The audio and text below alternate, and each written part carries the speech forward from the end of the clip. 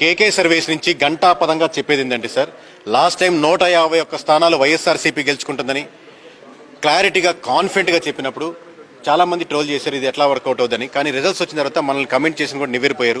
ఈసారి అదే గంటాపదంగా టీడీపీ పోటీ చేసినటువంటి 144 స్థానాల్లో ఖచ్చితంగా 133 స్థానాలు గెలుచుకునేందుకు ఆస్కారం ఉంది. అలాగే వైనాట్ 175 వాళ్ళు అన్నారని, వీళ్ళు వైనాట్ 21 చాలా సీరియస్గా తీసుకున్నారు జనసేన వాళ్ళు. సో ఆ రిజల్ట్స్ మీకు కనపడుతున్నాయి. పోటీ చేసినటువంటి 21 స్థానాల్లో ఖచ్చితంగా 21 స్థానాలకు 21 స్థానాలు జనసేన గెలుచుకునేందుకు 100% ఆస్కారం ఉంది.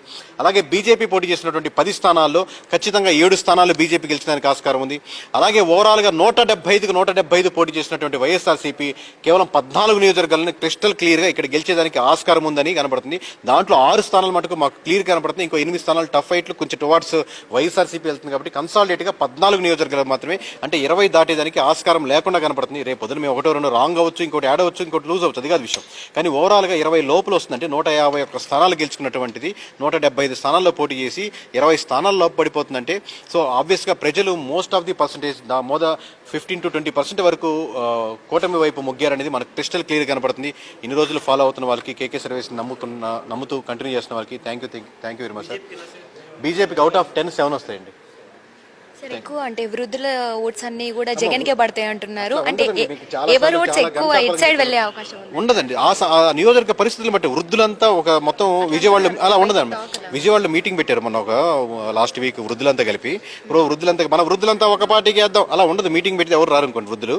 సో ఒక పార్టీకి వేయడం కానీ, కన్సాలిడేట్గా మహిళలంతా ఒక పార్టీకి వేయడం కానీ, లేకపోతే ఒక సెక్షన్ ఆఫ్ పీపుల్ ఎవరైనా కానీ ఒకరికి వేయడం కానీ అలా ఉండదు.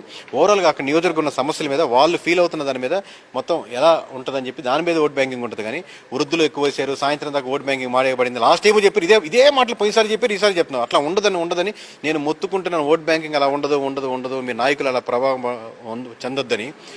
మీరు నమ్మితే నమ్మండి వాళ్ళు చెప్పిన మాటలు. రేపు పొద్దున 4వ తారీఖు రిజల్ట్స్ వస్తాయి. ఆ రోజు చూసి మేము కరెక్టా వాళ్ళు కరెక్ట్ అని మీరు క్లారిఫై చేసుకోండి సార్. థ్యాంక్ యూ అండి. ఫైనల్గా ఖచ్చితంగా కూటమి గవర్నమెంట్ ఫామ్ చేస్తుందని చెప్తున్నామండి.